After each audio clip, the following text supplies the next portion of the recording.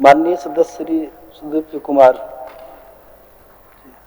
सभापति महोदय, यह सभा राज्य सरकार से प्रस्ताव करती है कि गिरिडीह जिला अंतर्गत गिरिडीह डुमरी पथ के जोरापहरी से होते हुए गिरिडीह टुंडी रोड के चतरो बेंगाबाद के महुआर पथ तक बाईपास सड़क का निर्माण करावें।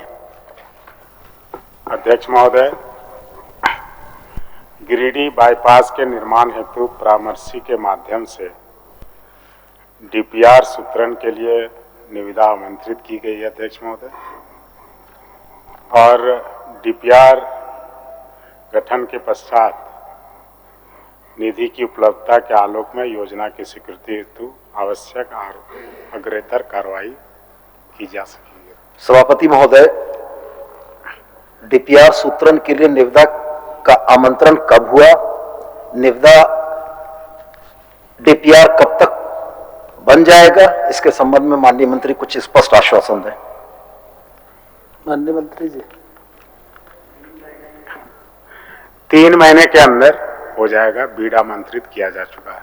अब वापस ले लीजिए माननीय सदस्य। वापस तो निश्चित लेंगे मान्यवर सभापति महोदय, लेकिन जिस भाषा का इस्तेमाल किया गया है जवाब में, मेरी आपत्ति उस भाषा को लेकर है।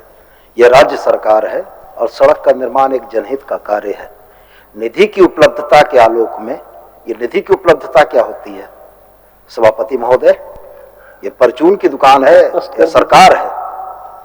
निधि की उपलब्धता के आरोप में सड़क का निर्माण सुनिश्चित होगा, इस भाषा के मायने क्या होते हैं? माननीय मंत्री हमको जरा सा समझा दें। अध्यक्ष महोदय, कंसल्टेंट अपॉइंटमेंट के लिए बीड कॉल किया जा चुका है और हमने कहा कि 3 महीना के अंदर इसकी प्रक्रिया पूरी कर ली जाएगी। आगे हर साल कोई भी बजट आता है, विभाग आता है, अपना अपना बजट लेकर आता है अध्यक्ष महोदय। इस बीच में सरकार द्वारा, माननीय सदस्यों द्वारा जहां पर आग्रह किया जाता है, प्राथमिकता के आधार पर योजनाएं स्वीकृत की जाती है अध्यक्ष महोदय।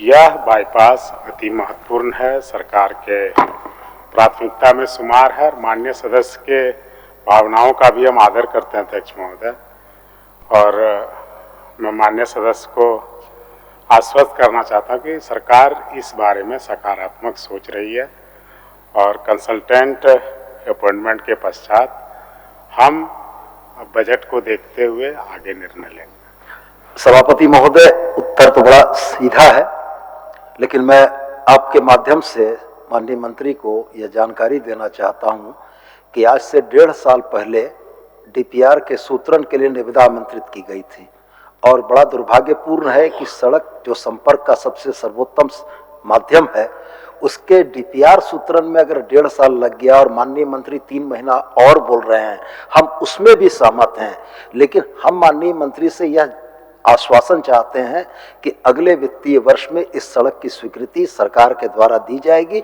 यह आश्वस्त करते हैं तो मैं अपना प्रस्ताव वापस लेना चाहूंगा। माननीय मंत्री जी, संतुष्ट कीजिए।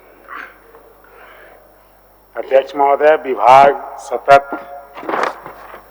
गिरिडीह और उसके आसपास बाईपास के लिए हमेशा चिंतित रहता है। इसके लिए विभाग ने एनएच को भी प्रस्ताव दिया अध्यक्ष महोदय, उस पर भी काम चल रहा है और वो भी अभी फाइनल स्टेज में है अध्यक्ष महोदय। उसके लिए भी एक बाईपास है जो दूसरे तरफ से है सड़क की, एनएच की, जो यह रिंग रोड बनाने का काम करेगा अध्यक्ष महोदय। स्टैंडिंग फाइनेंस कमेटी के अधीन गवर्नमेंट ऑफ इंडिया के पास इसका प्रपोजल जा चुका है अध्यक्ष महोदय, और ये जो पथ निर्माण विभाग झारखंड सरकार आरसीडी बनाएगी अध्यक्ष महोदय, इसके लिए भी पहले कंसल्टेंट बहाल किया गया था अध्यक्ष महोदय, लेकिन उसके साथ कोई दुर्घटना घटी, व्यक्तिगत कुछ क्षति हुई, जिसके कारण वो नहीं आ सका। फिर से हमने किया है और 3 महीने के अंदर बनाने के बाद हम जरूर माननीय सदस्य को यह भरोसा देते हैं कि सरकार के प्राथमिकताओं में है